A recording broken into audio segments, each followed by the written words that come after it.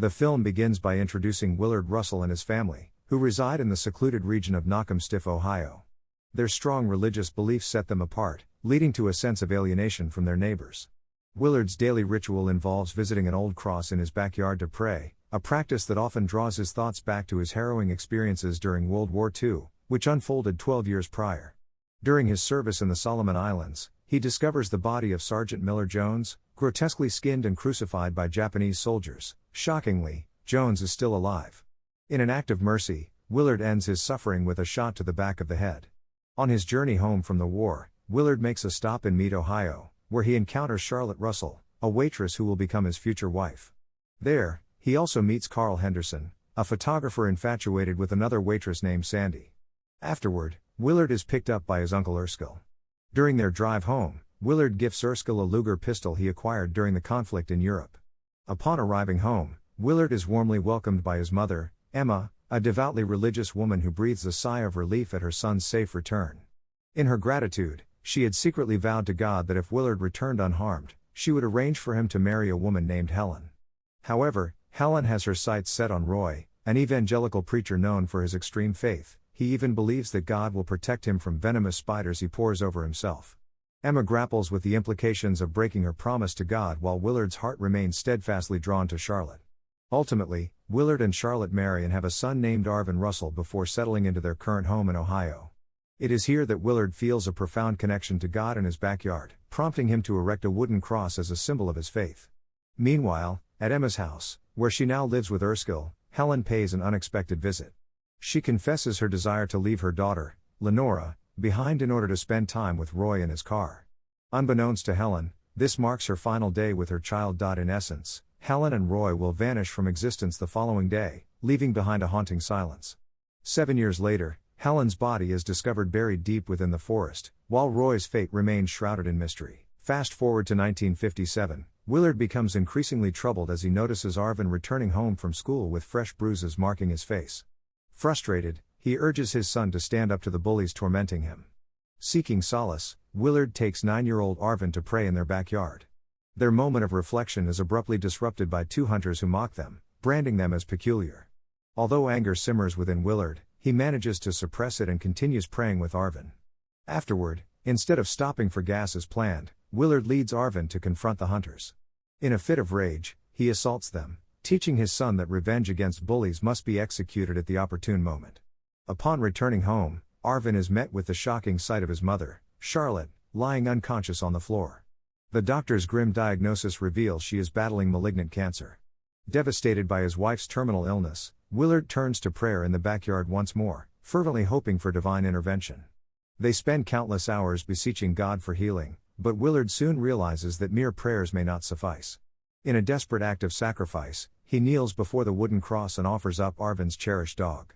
Despite their unwavering faith and desperate pleas, cancer ultimately claims Charlotte's life. Tragically, Arvin later discovers his father, overwhelmed by despair, has taken his own life by slitting his wrist.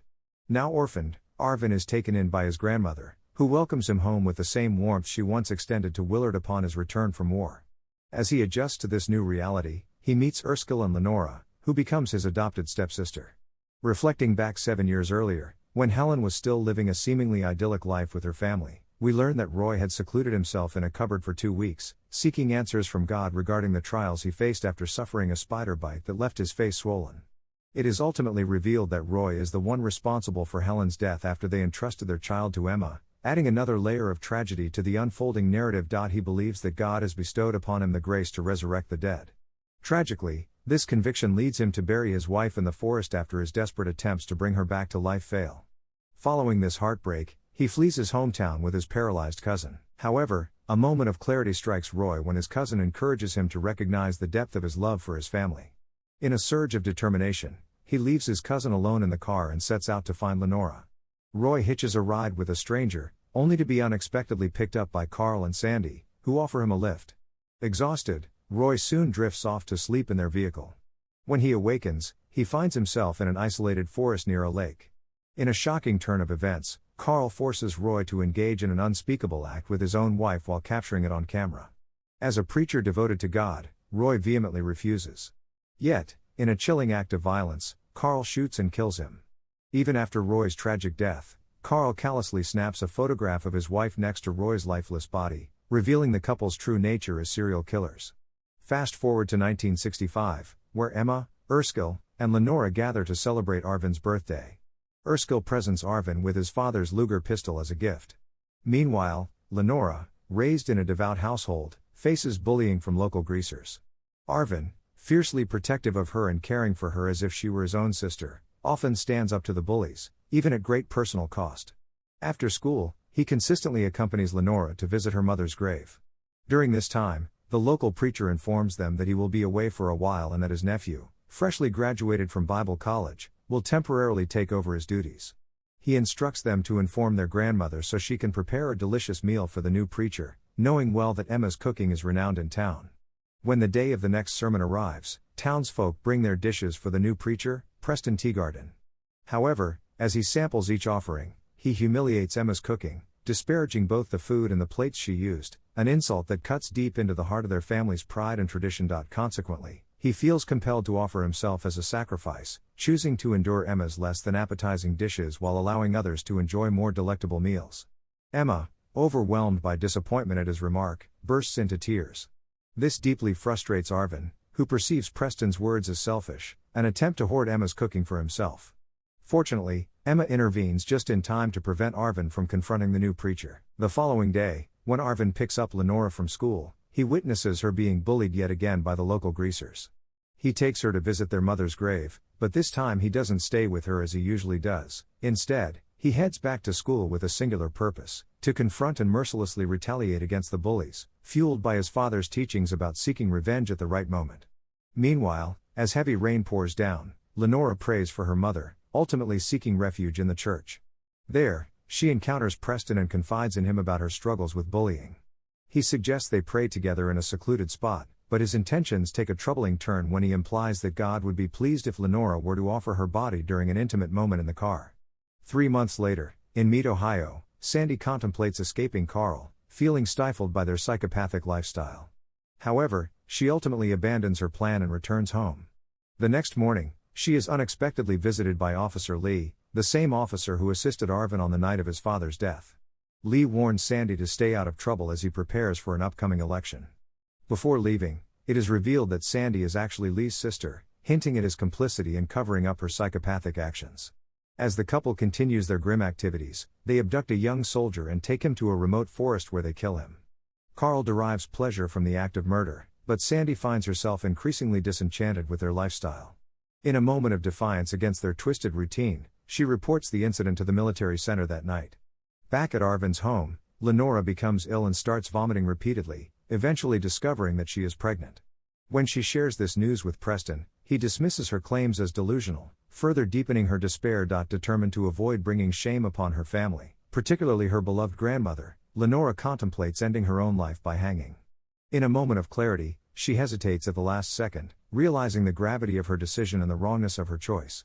Tragically, as she attempts to free herself from the noose, she slips from her support and dies in that moment of despair. Arvin is the first to discover her lifeless body, and heartbreakingly, no one attends her funeral or offers prayers for her soul due to Preston's sermon that condemned those who take their own lives as unworthy of divine mercy.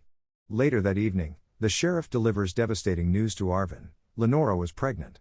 Instantly, suspicion falls on Preston, who had been close to Lenora. Fueled by grief and anger, Arvin begins to stalk Preston from a distance, meticulously observing his every move. One day, he witnesses Preston seducing another underage girl, solidifying his resolve for revenge. Before taking action, Arvin bids farewell to his great-uncle and grandmother, anticipating that he may soon become a fugitive. The next morning, Arvin carefully loads his pistol and heads to the church under the pretense of confessing his sins. When he confronts Preston about Lenora, demanding the truth of what he did to her, the preacher dismisses him with contempt, igniting a fury within Arvin that culminates in him shooting Preston dead. Afterward, he flees the scene, determined to return to his childhood home and confront the burdens of his past. Unfortunately, during his journey, Arvin's car breaks down, forcing him to seek a ride from passing vehicles.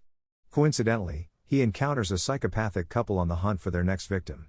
As he observes Carl carrying a gun, the situation escalates. In a desperate act of self-defense, Arvin shoots and kills both Carl and Sandy. In the aftermath, he discovers a collection of film rolls documenting their gruesome crimes in the car's glove compartment and takes them as evidence to present to the authorities. Days later, Lee learns of Sandy's murder and arrives at the scene. Yet instead of mourning her loss, his thoughts turn to preserving his reputation and standing in the community, until he recalls a photograph he found at Sandy's home that could change everything. In a desperate bid to safeguard his political future, Lee visits Sandy's apartment, where he uncovers and incinerates Carl's photo collection, erasing the evidence of his sister's heinous crimes. Shortly thereafter, Arvin returns to his childhood home, where he encounters the elderly man who once aided him and Lee during his youth.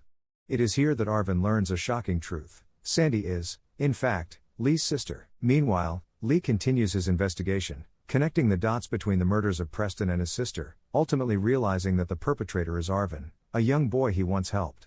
As Arvin grapples with the weight of his father's past actions, he reaches a place of forgiveness for his father's mistakes. Just then, he hears footsteps approaching from behind. It is Lee, armed with a shotgun and intent on confronting him. In the heart of the woods, Arvin explains his motivations for killing, citing the malevolence of his victims.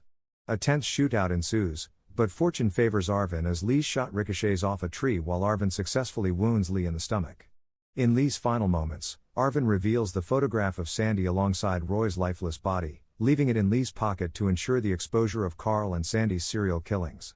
With this burden lifted, Arvin embarks on a new journey, hitchhiking once more, this time with a free-spirited hippie. As he rides in the passenger seat, exhaustion washes over him, and he struggles to stay awake after enduring so much turmoil. His mind drifts into daydreams, contemplating a future filled with possibilities, redemption for his actions, a loving partnership with the woman of his dreams, or even serving in the Vietnam War like his father. The film concludes with Arvin succumbing to fatigue, drifting into a deep sleep in the car. Thank you for watching.